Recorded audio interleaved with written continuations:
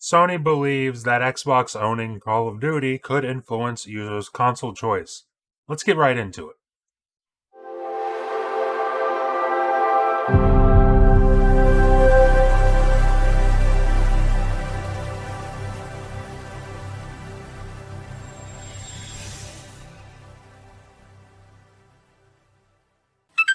So, in statements to Brazil's regulatory body, statements which were almost certainly never supposed to meet the public's eye, Sony is none too pleased with Microsoft's proposed acquisition of Activision Blizzard. But I really want to start with this main point, and that's the fact that they are worried that Call of Duty influences a consumer's choice in console purchase. When I say they, I mean Sony, of course. So here I am over on Twitter, and for some reason I'm not logged in. I do not know why that is, but it's not important for this video, so let's just go right on ahead.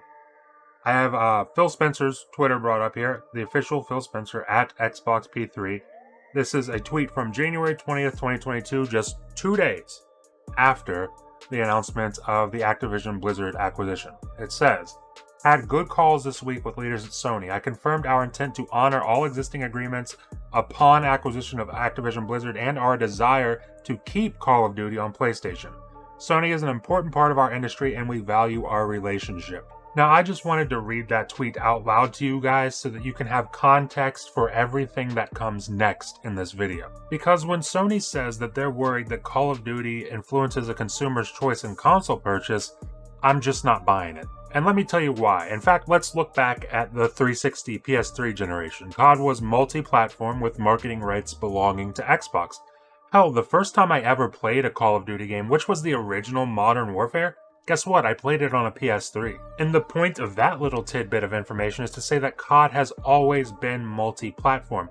People have always played Call of Duty everywhere, no matter where the marketing rights were at the time. And let's be realistic, if Phil Spencer is telling us that Call of Duty will continue coming to PlayStation, then the only thing that changes for Call of Duty is the marketing rights. It's the same way that PlayStation had, and still to this day has, marketing rights with Call of Duty. Meanwhile, I didn't play Call of Duty on my PS4, I played it on my Xbox One. And it's the exact same thing with Call of Duty this generation. PlayStation has marketing rights with Call of Duty, with Black Ops Cold War, with Vanguard, with Modern Warfare 2. I'm pretty sure they get marketing rights to Warzone 2.0. I'm also sure that they get marketing rights to the game that comes after that.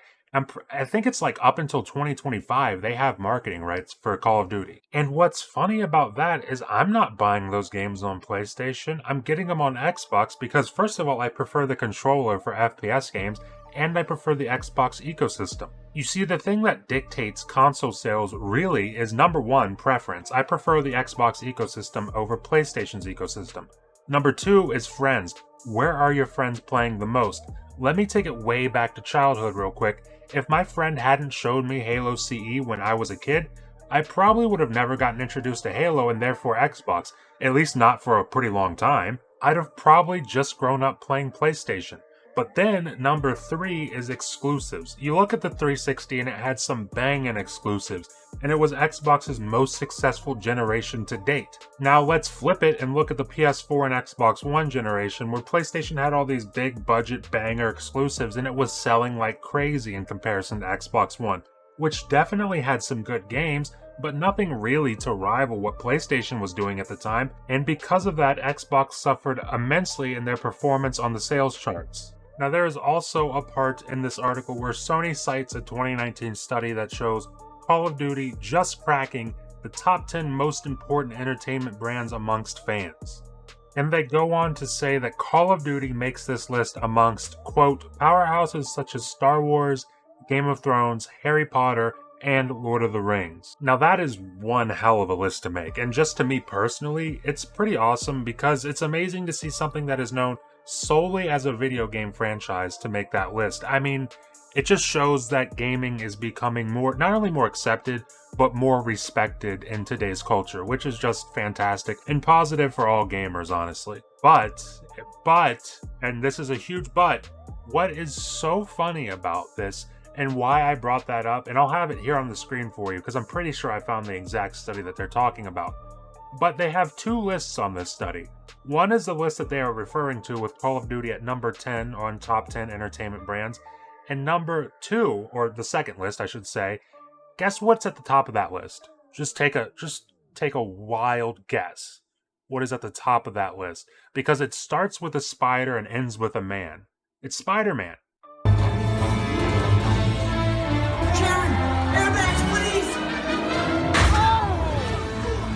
And that is just something that you can't make up. You just can't make that up. It's baffling, quite honestly, that Sony chose this study to cite, because Spider-Man is a franchise that they have literally held hostage to their console platform for the last 4 years. Hell, it's the entire reason I got a PS5 so early. I wanted to play Miles Morales on a PS5, otherwise I would have waited. I would have probably waited until Ragnarok to get a PS5, if not for Miles Morales. Spider-Man is literally the biggest PlayStation exclusive of all time.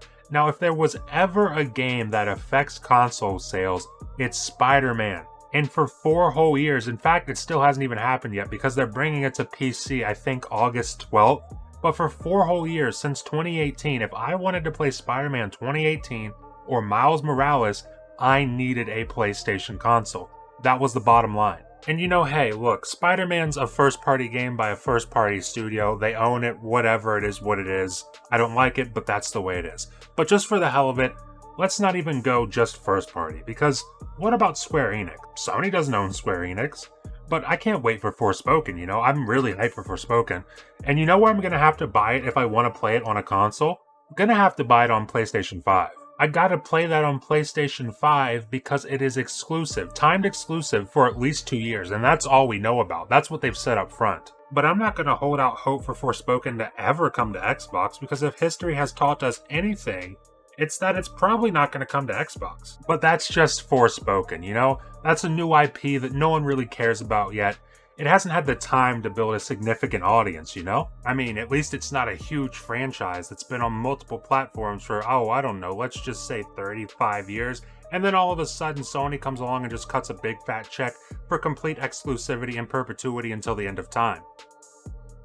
Oh, wait. Okay, I'm hearing that they've done that. They literally did that. That is literally what they're doing with Final Fantasy, apparently. That's what I'm hearing right now. Pretty wild stuff. Pretty strange stuff. And guys, really, I don't care about Final Fantasy at all, and I'm not going to sit here and pretend that I do. But the point I'm trying to make is that at least with Call of Duty, it'll still be coming to PlayStation. We all just kind of assumed that Final Fantasy VII Remake would be coming to Xbox as soon as its exclusivity deal was up with PlayStation, because Xbox has gotten a bunch of Final Fantasy games before that on the 360, and even on the Xbox One. We just got Final Fantasy 15. But when the deal was up, it went to PC, and half a year after that, here we are with no mention of Xbox. That game looks like it's never coming to Xbox, and there were articles from earlier this year where Square Enix openly said they wanted PlayStation to be the home of Final Fantasy. Which is totally fine, honestly, but if that's really what you want, then PlayStation should just buy them. That way, at least when it's exclusive, nobody can really be upset. But there was one final thing that was said in this article that I'd like to comment on real quick, and that's the fact that Sony also said that no AAA studio can match the output of Call of Duty. Now, this is going to be a much quicker segment of this video because I really just want to point out that they literally just acquired Bungie. And if you somehow aren't aware, Bungie is the developer of one of the biggest FPS games going right now, Destiny 2. If ever there was a blueprint to compete with the output of Call of Duty, it would have to be Destiny 2. Destiny 2's gameplay takes a crap on Call of Duty's gameplay, in my opinion. That's just my opinion, of course. But not only that, but it's pretty damn successful. It's consistently in the most played game section on Xbox and the top game section on PlayStation. It's also consistently in the top 50 most viewers on Twitch. Not only that, but it matches Call of Duty's output. It gets new updates all the time on top of yearly expansions. Now, am I gonna try and bullshit you and say that it's just as big as Call of Duty? Absolutely not. But there's also no reason at all that it can't be. All it needs is a little extra push from Sony because the groundwork is already there and laid out for you. But guess what? At the end of the day, it doesn't matter at all because PlayStation doesn't need to compete with Call of Duty because it isn't leaving their platform. They're not losing it. So that whole argument to me is just pointless. But that's really all I've got for today's video. But I do want to hear what you guys have to say on this. Do you think that Sony's statements hold any water? I know for me personally, I totally understand why they said this stuff. I also completely understand the fact that there's no way on earth that this was ever supposed to be seen by the public. But at the same time, I just really don't agree with anything they said here. But leave a comment below and let me know what you think. Leave a like if you liked the video, and please remember to hit that subscribe button and ring the bell if you're enjoying the content and want to stay up to date on all my latest videos. Thank you for watching, and I'll see you in the next video.